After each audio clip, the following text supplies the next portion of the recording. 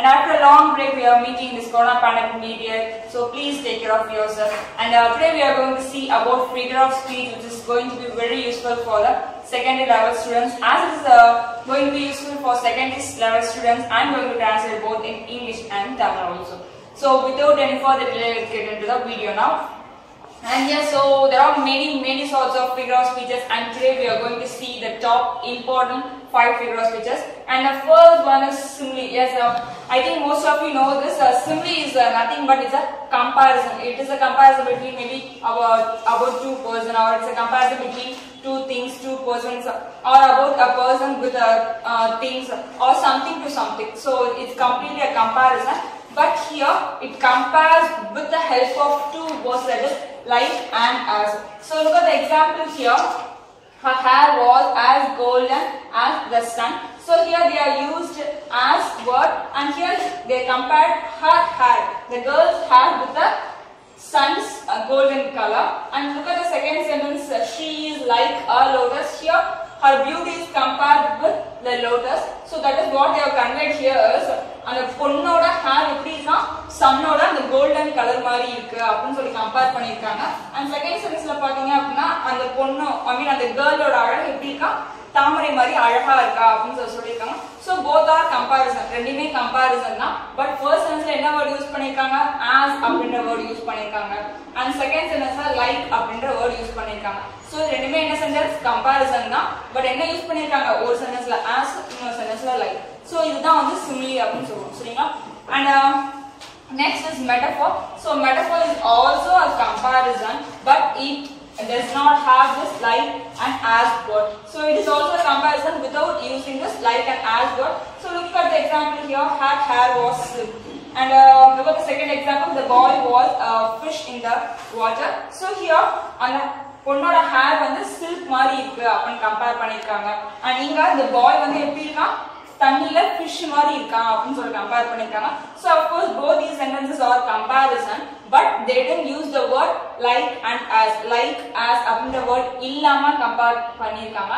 So yes, simile-க்கும் metaphor-க்கும் ஒரு சின்ன difference என்ன அப்படினா இந்த like as அப்படிங்கற word தான். So ரெண்டுமே comparison தான். பட் என்ன இருக்கும் simile-ல as இல்லனா like அப்படிங்கற word ஒரு சென்டென்ஸ்ல வந்துரும். But metaphor-ல as like அப்படிங்கற word வராம கம்பேர் பண்ணிருப்பாங்க. So this is a small differentiation between simile and metaphor. And let's see the third one now. Yes, and the third one is personification. So personification means in a sentence a non-living thing will be given human qualities. That is said to be a personification. So let's see the example here. That is one more definition can also be given, that is an non-living or an alive object is given human qualities. That is said to be personification. And here look at the example here. The rock cries, the wind stood up, the car is a real beauty. So here what I think all these three things are non-living things. So rock, wind, car. So all these three things are non-living things. But here Christ, stood and beauty. All these three things are qualities of human being. So all these qualities of human being is given to the non-living thing. So this is said to be personification. That is, so the personification அப்படினா ஒரு உயிரில்லாத பொருள் மேல ஹியூமனோட qualities, ஹியூமனோட பண்புகளை செலுத்தி சொல்றது அப்படின்றது தான் personification. So example பாத்தீங்க அப்படினா the rock cries, the wind stood up, the car is a real beauty. So rock அழுது அப்படினு சொல்லிருக்காங்க. So wind stood up, wind நிக்குது அப்படினு சொல்லிருக்காங்க. My car is a real beauty. So இந்த கார் உண்மையான அழகு அப்படினு சொல்லிருக்காங்க. So இந்த பாறையா இருக்கட்டும், விண்டா இருக்கட்டும், இந்த காரா இருக்கட்டும், மூணுமே நான் living things. It does not have soul. அதுக்கு வந்து உயிரோ ஆன்மா எதுவும் கிடையாது. பட் இந்த மாதிரி நான் லிவிங் திங்ஸுக்கு ஹியூமனோட குவாலிட்டிஸ், அழுகையா இருக்கட்டும், நிக்கிறதா இருக்கட்டும், அழகா இருக்கட்டும், இது மூணுமே யாரோட குவாலிட்டிஸ்? ஹியூமனோட குவாலிட்டிஸ். So இந்த மாதிரி மனுஷனோட குவாலிட்டிஸ் இந்த மாதிரி நான் லிவிங் திங்ஸ் மேல ஏற்றி சொல்ற சொல்றதுதான் personification. Okay, and coming to the next one is its pronunciation is the more typical one. So its pronunciation is onomatopoeia. So many of you are getting confusion in its pronunciation. So its pronunciation is onomatopoeia.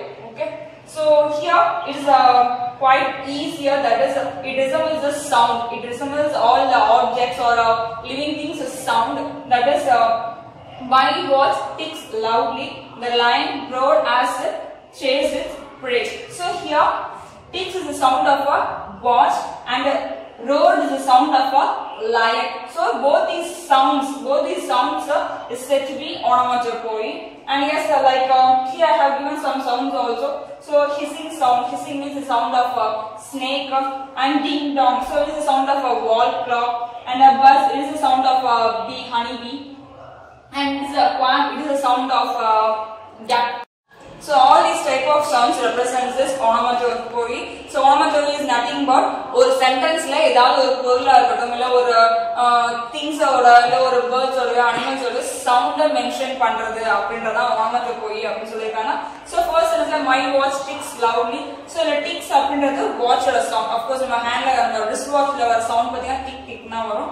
So of course அந்த ticks இந்த sound வந்து watch mention பண்ணுது. So tick அப்படின்ற sound வேர்டா இருக்கட்டும். அந்த lion roared as it chased the prey. So yes, the road அப்படிங்கிறது lion ஓட sound. So அந்த road, tiger, and also his ding dong, buzz, quack. So இந்த மாதிரி நிறைய சவுண்ட்ஸ் இருக்கு சரிங்களா. So இந்த ஒவ்வொரு சவுண்டையும் மென்ஷன் ஒரு சென்டென்ஸ்ல ஒரு சவுண்டை மென்ஷன் பண்ணிருக்கு அப்படின்னா அந்த சவுண்டை மென்ஷன் பண்ற வேர்ட் தான் onomatopoeia அப்படின்னு சொல்லுவாங்க. Yes, and the last one is fifth one, alliteration.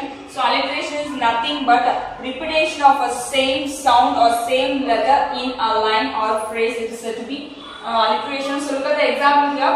Susie saw a silly seal. So this is a sentence. So this is a line, and here why I nodded nearly, napping suddenly there. So this is here there are two lines, and here there are one line. So in a line, so look at the words Susie saw a silly line. So the words which starts with the same letter or same sound is said to be alliteration. So in the first sentence, Susie starts with S, and of course saw starts with S, and silly starts with S, and seal starts with S. So then these four words are said to be alliteration here. And look at the next example here. While I nodded nearly, napping suddenly there. So what is the rule here? Within a line. So here there are two lines. So look at the first line, and we have to see the next line for each thing. So while I nodded nearly. So here nodded nearly. Both these words stand the same letter. And here look at the next line. So here this starts with N and this starts with S. So this starts with T. So in second line there is no alteration at all. So in first line, while I nodded nearly, of course nodded and nearly both starts with the same letter, same sound. So this nodded and nearly. So this is said to be alliteration word. And the first example, Susie saw silly sea. So these four words are said to be alliteration words. So once again I will come with Tamil also. So alliteration அப்படின்றது ஒரு போயம்ல ஒரு லைன்ல சரிங்களா ஒரே லைன்ல மட்டும் தான் பார்க்கணும். சோ ஒரு லைன்ல ஒரே லெட்டர்ல ஸ்டார்ட் ஆகுற வேர்ட்ஸ் தான் alliteration சொல்றோம். சோ எக்ஸாம்பிள் பாத்தீங்க அப்படினா இப்ப இந்த லைன்ல Susie saw silly sea. So the four words மே ஒரே லெட்டர்ல ஸ்டார்ட் ஆகும். That is these four words starts with S. So இப்ப இந்த நாலு வேர்ட்ஸ் என்ன சொல்றோம் நம்ம alliteration அப்படினு சொல்றோம். சோ அதே மாதிரி இந்த நெக்ஸ்ட் எக்ஸாம்பிள் பாத்தீங்கன்னா இங்க there are two lines. இங்க ரெண்டு லைன்ஸ் இருக்கு. So நான் சொன்ன மாதிரி ஒவ்வொரு லைனை மட்டும் தான் பார்க்கணும் சரிங்களா. So while I nodded nearly. So this is first line. So first lineல ஒரே லெட்டர்ல ஸ்டார்ட் ஆகுற மாதிரி வேர்ட்ஸ் இருக்கா? Yes. Nodded and nearly. So ரெண்டுமே ஒரே லெட்டர்ல ஸ்டார்ட் ஆகுற வேர்ட்ஸ். So அப்ப இது ரெண்டும் தான் alliteration first lineல. So second line மாதிரி இருக்கான்னு பார்த்துடலாம். So napping suddenly there.